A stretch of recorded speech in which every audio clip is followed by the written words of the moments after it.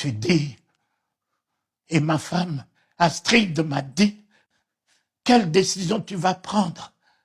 Mais c'est avec ton salaire qu'on vit, que tu nourris papa, maman, ma famille vit de ton salaire. Mais comment allons-nous tenir? Nous n'avons pas d'église, nous n'avons pas une organisation qui nous soutient. On va faire comment? Et c'est ça qui m'a amené à trouver une chambre chez les moines. Et je suis resté dans cette chambre 51 jours, 51 nuits sans miette de pain. C'est au 43e jour, 43e jour, qu'une main m'a tenu à ma poitrine. Je me suis retrouvé dans le ciel. Oh, sur un boulevard où un monde comme à Paris se pressait, courait. Il y en a qui avaient la Bible, il y en a qui chantaient en langue. Et comme je les ai vus chanter en langue, avoir la Bible, je me disais qu'ils allaient alors à l'église. Et je me suis mis derrière eux en courant pour aller à l'église avec eux. Et un ange était assis dans un kiosque du côté droit, mais un kiosque en or.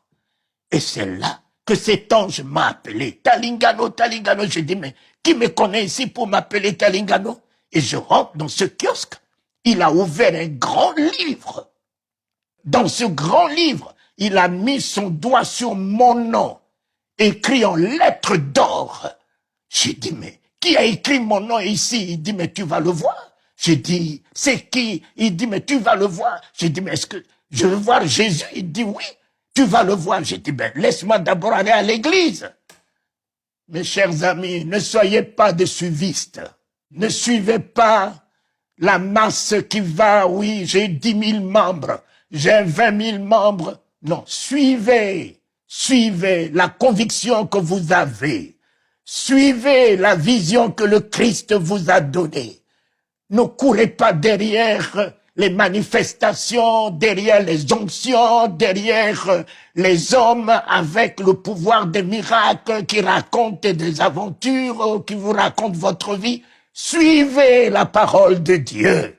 Suivez le Christ, votre sauveur, rédempteur. Suivez le Saint-Esprit. Ils allaient tous à l'enfer avec la Bible à la main. En enfer. La Bible à la main.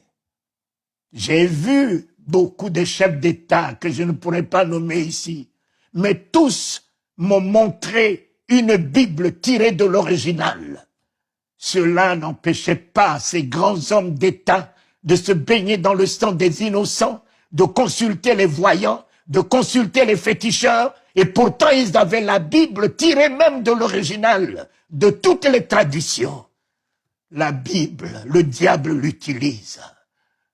Les versets, les chapitres, le diable connaît mieux que vous les docteurs en théologie.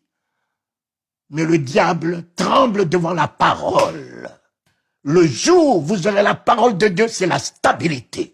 Le jour où vous aurez la parole de Dieu, c'est la foi. Le jour où vous aurez la parole de Dieu, vous ne vous permettrez plus de parler du mal de quelqu'un. La Bible est pour la tête. La Bible est pour la tête. Les versets, les chapitres, vous les localisez, vous les logez où? Dans la tête. Mais la parole de Dieu n'est pas pour la tête. La parole de Dieu est pour le cœur. Je me tiens à la porte de ton cœur. Je frappe. Si tu entends ma voix et que tu ouvres, je rentre. La parole de Dieu n'est pas pour la tête, c'est pour le cœur. Laissez la parole de Dieu rentrer dans votre cœur. Vous n'auriez plus de place pour la haine. Vous n'aurez plus de place pour la calomnie. Vous n'aurez plus de place pour les critiques. La parole de Dieu, c'est l'amour, c'est la grâce, c'est la miséricorde, c'est la compassion, c'est la bonté. Et Dieu m'a permis.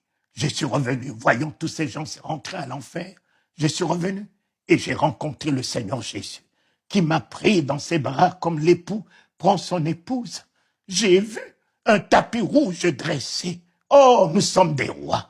J'aime beaucoup chanter, il est le roi des rois. Ces rois ne sont pas Biden, Macron, ces rois, c'est vous. C'est vous qui êtes ces rois, parce qu'il vous a donné le royaume. En vous donnant le royaume, vous ne pouvez pas être quelqu'un d'autre qu'un roi. C'est vous qui êtes ce roi dans ce monde.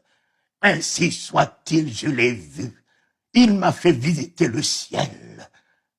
Quelle beauté, quelle magnificence, ce qu'il a préparé pour vous. Cela existe. Amen.